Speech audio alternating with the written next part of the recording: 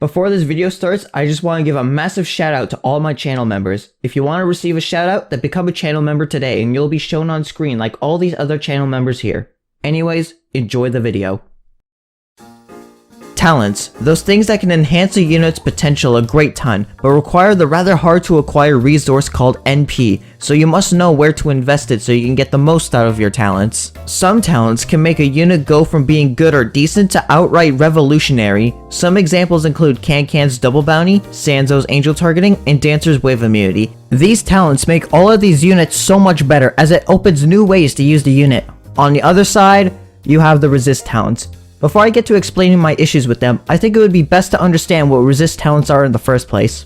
As of version 12.3, the following resist talents exist. There is Weaken, Freeze, Slow, Knockback, Wave, Curse, Toxic, and Surge resist talents. There's also Warp resist, however this is currently unused. These abilities, by looking at the name, reduce the effect of certain abilities on CAD units. Weaken resist reduce the time a unit is inflicted by the weakened status, starting at 16% of the time up to 70% of the time. To give an example, Weaken resist reduced the length of Chibanel's weakened time from 3 seconds to 0.9 seconds. The same time reduction is also applied to Freeze resist, Slow resist, and Curse resist, and currently on screen are a few more examples of the reduced times of certain abilities. Wave, Toxic, and Surge resist reduce the amount of damage taken from these sources starting from 5% to 50%. This also reduces a mini waves and mini surges damage from 20% of an enemy's base damage to 10%. Since wave and surge are easy to understand in their damage reduction, I'm gonna quickly touch on toxic resist. Currently, only 3 units have toxic resist, these being Maximum the Fighter, Mystery Catgirl Yuki, and Lola Racer. We will use Zolo's toxic damage for example and use a level 110 Lola Racer with max health talents as our test subject. A Zolo normally deals a base 10,000 damage while also taking 80% of the max health a unit has. 80% of our Lola Racer's health equals 20,505 HP, and since Zolo has a base 10,000 damage, this one-shots a Lola Racer as their base health is only 25,632. If Lola Racer wanted to survive this attack, they will need over 50,000 health. However, if we now apply the toxic resist to Lola Racer, Zolo will only be taking 40% of their max health, taking 10,252 plus the base 10,000 damage, leaving our Lola Racer with 5,380 health. The last resist talent to touch on is Knockback resist, which reduces how far back the unit is pushed from an enemy with the knockback ability up to 50% of the original distance. The distance the knockback gives is somewhere around 165 range back, so with the reduction by 50%, this goes to somewhere around 82 range.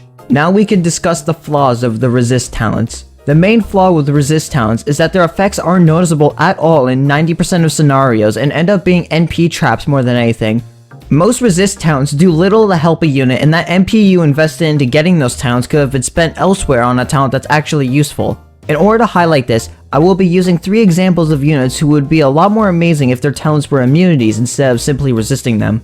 The first example is going to be a talent on Luffaland Passaland, this being their Surge resist talents. In order to fully explain why Surge resist is not good on a unit like Luffaland Passaland, we will look at their stats at level 30 without any talents, just to keep it simple. Luffaland's role is meant to be a backliner single target nuker. We know this because we can look at their massive range of 720, more than enough to outrange most enemies.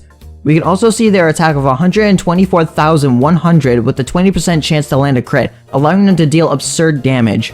Now if we look at their health, they only have 20,400 health. This number is rather low even for most units that stand at a similar range. Now surges are an AoE effect that enemies and units can spawn, and a lot of enemies have a large range when it comes to their spawning point of a surge. Let's take Medusan as an example. She can spawn a level 1 surge that spawns within a range between 150 to 750 range. This is more than enough to snipe Luffaland. While her surge only deals 8,800 damage, that alone is able to deal over a third of Luffaland's health if he's blasted by it. Even with surge resist, they are still losing over a fifth of their health. Now let's look at another enemy, Evil Emperor Cat. He deals 6,666 damage. However, since he has a level 3 surge, this surge will deal 19,988 damage, which puts Luffaland on life support. Again, with surge resist talents, you are only delaying the inevitable. However, if they were able to have a full-on immunity instead of a resistance, Luffaland would be able to stand a safe distance and land a huge deal of damage against Emperor Cat. To give one last example of a surging enemy is the Omens. These guys have a 30% chance to blast a surge attack that deals 5,000 damage. Doesn't sound like too big of a deal, However, the issue here is that they have a 30% chance on each attack. This will quickly send Lufaland into a death spiral that they can't control. Now let's give them Surge immunity. Now they can outrange every single enemy with a Surge attack outside of Reynard, whose frailty would allow Lufaland to kill them in one shot. A Surge immune Lufaland would also make them a great unit to bring on stages with loads of Death Surges.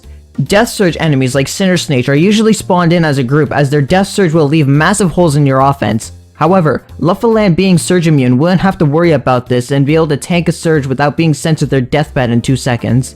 The next talent resist is Ramen's Curse Resist talent. Ramen is best described as a meat shield who just so happens to tank angel enemies like it's WrestleMania. However, Curse is meant to stop this from happening. Ramen in turn came up with the brilliant idea of Curse Resist, reducing the curse duration by 70%. Wow, that sounds pretty good at first, but when put into practice, Ramen's curse timer will usually get reset by another random relic enemy anyways, or is usually just not needed. For example, in this stage, Heron's Call, the relic enemy that will give you loads of trouble is Emost. Emost has a curse time of 5 seconds, and with Curse Resist, this goes down to 1.5 seconds.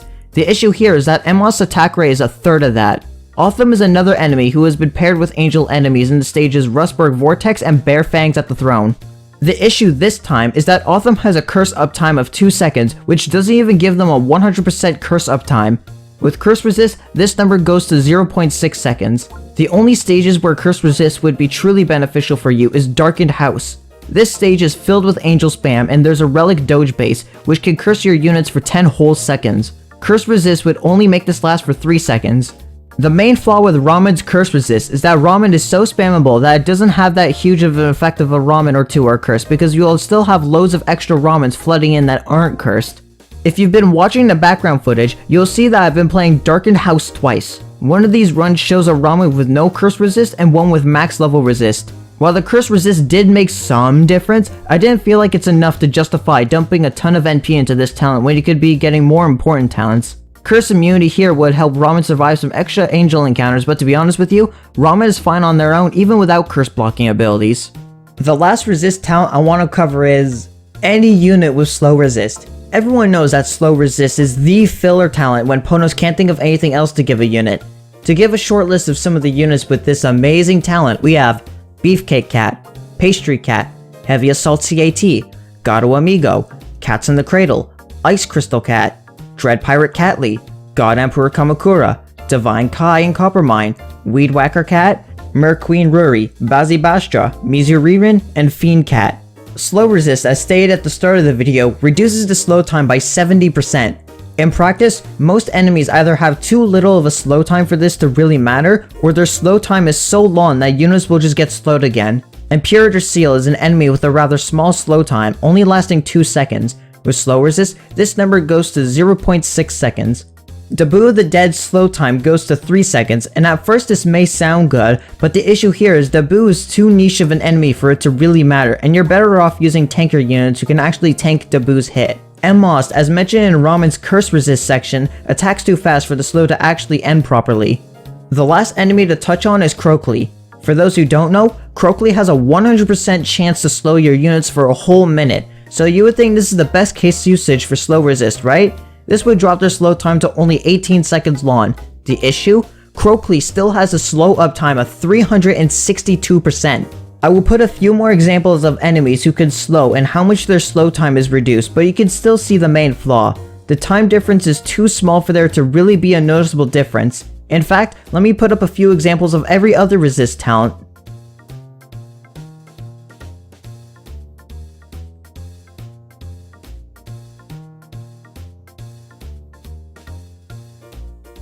If you were to ask me, Freeze Resist is probably the most useful of the status resists only because of Henry, but outside of that, you won't see too much of a difference.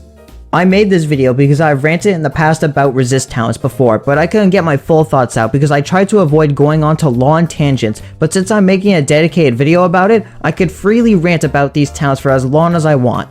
From the people I've talked about resist talents, we all agreed that in 90% of the cases, they're just a waste of NP and aren't worth the investment. So if you enjoyed watching me rant about resist talents for several minutes, then why not give this video a like and subscribe to the channel if you haven't already, as it helps me out in the long run, and comment down below with more examples of units with unneeded resist talents, or maybe of a unit who would be improved if their resist talent was a full-on immunity. Also, shout out to the following channel member, the Prodigy Rex. If you want to receive a shout out at the end of these videos, then consider becoming a channel member and you will be given a shout out at the end of my commentary based videos, as well as an exclusive role in my Discord server, which you can find a link to in the video's description. With that said, I hope you have a wonderful day.